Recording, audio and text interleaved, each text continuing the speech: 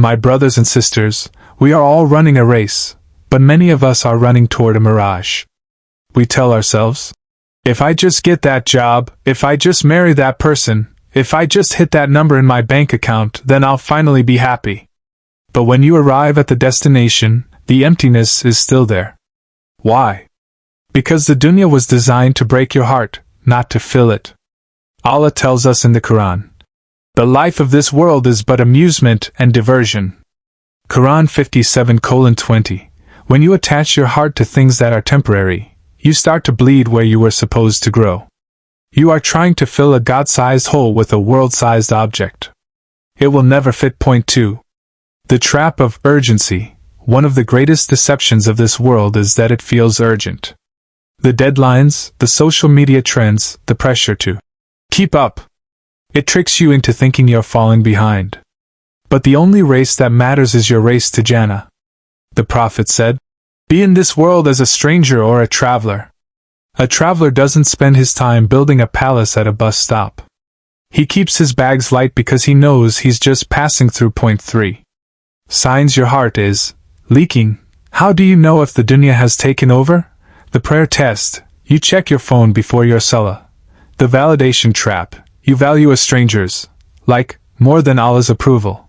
The fragility factor. If losing a worldly thing, a car, a job, a reputation, completely destroys your spirit, it means that thing wasn't just in your hand, it was in your heart. Point 4.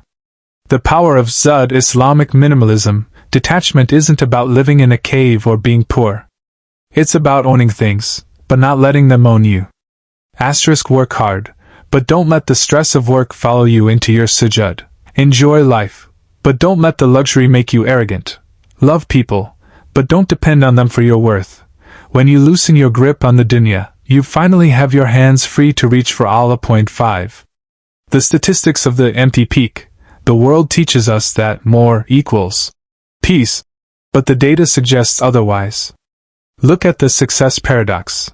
In modern society, groups/metric finding high net worth individual studies often show higher rates of isolation and relative deprivation, feeling poor compared to peers. Celebrity mental health despite having everything. High-profile figures report significantly higher rates of clinical anxiety and depression. Global happiness index. Often, developing nations with strong communities/faith ties rank higher in emotional well-being than hyper-wealthy, individualistic societies. This proves that peace is not a commodity you buy. It is a gift Allah places in the hearts that remember Him. Point 6. Finding joy in dhikr. The human soul breathes through dhikr, remembrance. Without it, the soul suffocates. Subhanallah when you see beauty. Alhamdulillah when you feel warmth. Astaghfirullah when you feel heavy. Dhikr doesn't change your circumstances, it changes you. It turns a storm into a breeze. It turns a prison cell into a garden. Point 7. The freedom of tawakkul, trust. Real freedom is saying, Ya Allah, I have done my part. The rest is in your hands. Tawakkul is the reset button for anxiety. Tawakkul is knowing that if a door closed, it's because Allah is protecting you from what was behind it.